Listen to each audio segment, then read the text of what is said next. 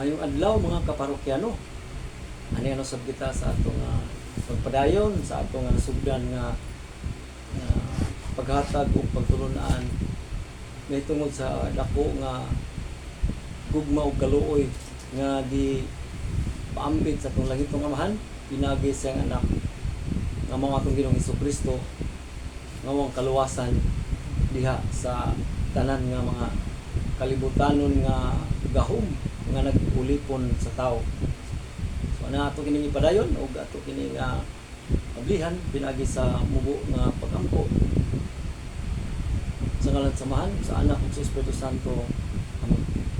Ama namong nga langiton, Ginoo sa langit ug sa yuta, salamat o Dios ini nga maayo nga panahon nga imong gihatag kanamo ug mapausan kami nga nangilupos sa imong nga kaluoy. Padala imong balang Espiritu naway magagiya alang sa mensahe nga makahatag og hayusahan sa katawhan nga uhaw sa kamatuoran diha sa simbahan nga imo nga gitukod. Ginoong pangayo pinagi ni Kristo nga among Ginoo. Amen. Sa ngalan samahan sa anak ug sa Espiritu Santo. Amen. Sumonay mga igsoon nga sa ato nga nahisgutan ang bahin sa dako nga gugma o kaluoy sa Dios nga gipakita niya pinagi siyang bugtong anak na Ginoong Hesukristo nga gihatag diha sa cross. Ato nang nahibaw-an nga ang mga tagna diha sa balang kasulatan nga maong Biblia nagsugod og katuman diha sa panahon sa pagkatao sa atong Ginoong Hesukristo. Ato ning lakbit saysay diha sa Ebanghelyo ni San Mateo kapitulo 1 bersikulo 21. Manganak siya batang lalaki ug nganli siya Hesus kay luwason niya ang iyang katawhan gikan sa iyang kasalanan. So kani nga Hesus na tao usa kani ka Diyos nga na nahimong tao nga niuban kanato ang gitawag og Emmanuel mga igsoon tudan ni Kristo. Kini siya mao ang atong manluluwas sumala sa gisaysay da sa Ebanghelyo ni San Lucas mga igsoon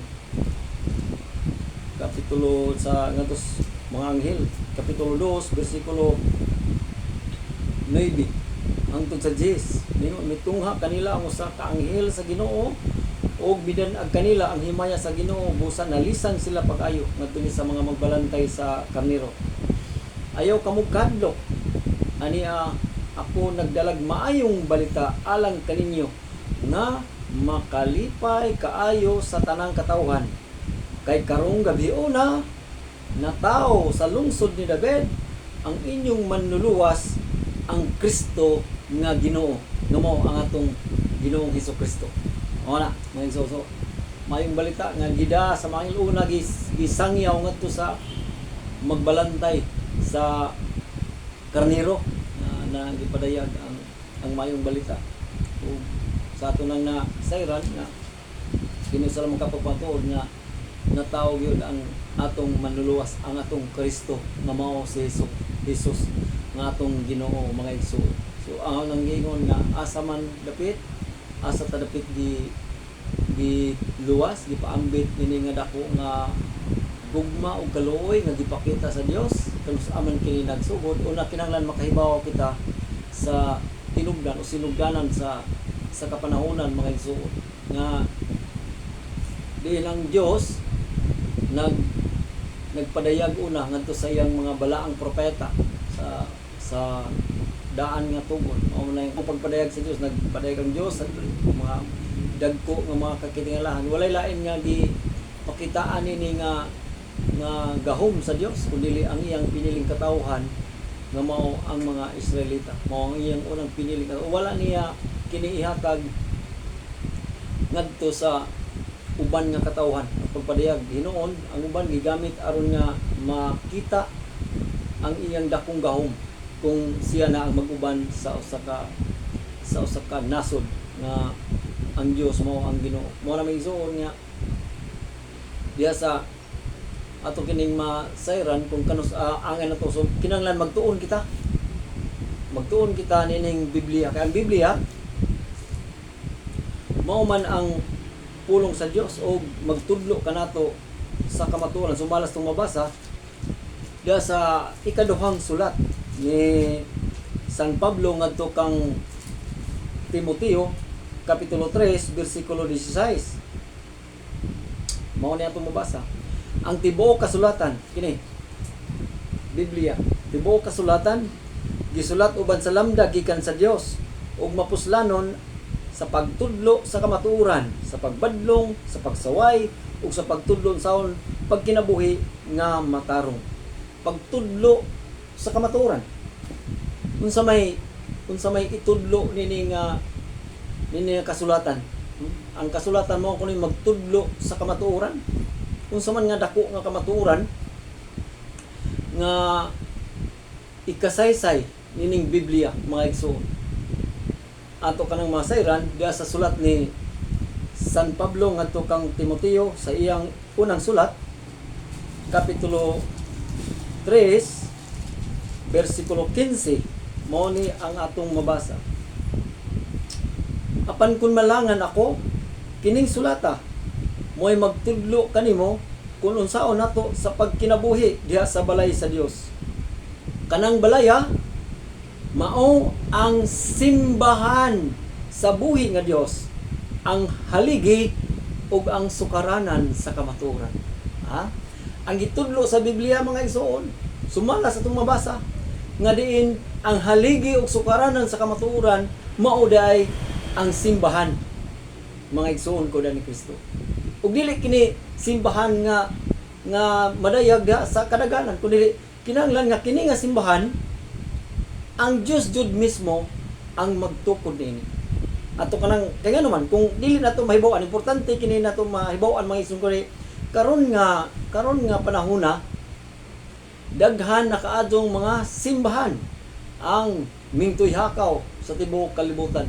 So ang importante nga makahibaw ta nga ang tinubdan o pasukaranan sa kamatuoran mga igsoon mao day ang simbahan nga gitukod sa Dios. So kinahanglan nga ato kining mahibaw-an. Ingon pada sa tagna sa libro sa mga Salmo. Mao ni ang atong mabasa mga igsoon. Kapitulo 127 bersikulo 1. Gawas kun ang Dios may magtukod sa balay, kawang lamang ang kahago niadtong nagtukod nini.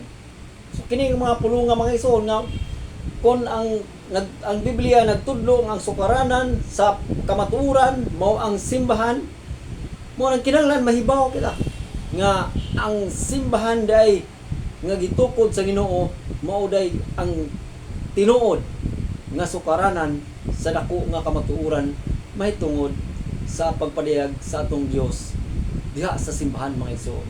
So tato gayon, gawas kun ang Dios may magtukod sa balay, kawang lamang ang kahago. So tanan nga mga simbahan nga mingtoy hakaw karon sa tibuok kalibutan, kung imo nang i-validate kung kinsa ang founder o magtutukod, kung mahitabo gani na nga dili ang Dios may magtukod, dili na mao'y sukaranan sa kamatuoran, kundi ang simbahan lamang mao ang tinukod sa Dios nga mao sukaranan sa kamatuoran. Atong ipadayon mga igsoon diha sa libro ni Propeta Daniel, iya gyud ning gitagna mga igsoon.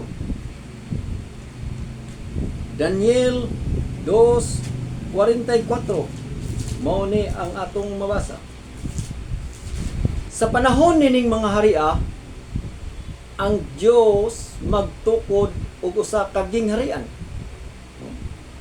nga dili gayud malumpag ug ang iyang gahom dili maagaw sa laing gingharian. Ug kini yugmokon niya kining mga gingharian ug kini mao ilang katapusan ug kining maong gingharian mubarog hangtod gayud sa kahangturan. Mao ni mga igsoon, gingharian, balay, gingharian gitukod sa Ginoo. Sa panahon nining maharia, ang Dios magtukod og usa ka gingharian nga dili gayud malumpag. Ni ang gahom niini maagaw sa lain nga katawhan o lain nga gingharian. Hinuon kini nga gingharian mubuntog sa tanang gingharian nga mibarog sa kalibutan ug kini magpadayon hangtod sa katapusan. Tagna man ni Propeta Daniel. Pangutana kinsa may tugyanan aning ginghariana. Mga igsoon ko da. Ang tugyanan aning ginghariana mga igsoon, klaro kadto. Diha sa ipadayon na to sa libro gyapon ni Propeta Daniel, kapitulo 7 bersikulo 27. Mo ni ang atong mabasa. Ug gihatag ngadto sa pinili sa labing halangdon ang gingharian. Ang gahom sa mga gingharian ubos sa kalangitan mapanag-iya sa katawhang pinili sa Dios. Walay pagkatapos ang ilang gingharian ug alagaran sila sa tanang nasod. Kani mga ito gitumbok man sa piniling katawhan sa Dios adto din niya itugyan ang iyang gingharian nga mao ang iyang pinili nga katawhan. Kanus ama ni nahitabo diha na sa panahon sa atong Ginoong Hesukristo. Nagtukod siya og usa ka simbahan. Ug gingharian dili gyud malumbag sumas mabasa diha sa libro sa Ebanghelyo ni San Mateo, kapitulo 16, bersikulo 18 hangtod sa 19. Mo ni atong mabasa. Busa sultihan ko ikaw. Ikaw si Pedro, ug sa ibabaw nining bato tukuron ko ang akong simbahan. Ug bisan gani ang kamatayon dili gyud makabuntog nini. Ihatag ko kanimo ang mga yawi sa gingharian sa langit. Ang imong idili dinhi sa yuta, idili usab dito sa langit. Ug ang imong itugot dinhi sa yuta, itugot usab dito sa langit. Di ba? Mga igsoon, nga kini nga Simon nga gitawag sa pagka-apostol ni Kristo, gihimo ni Kristo nga bato.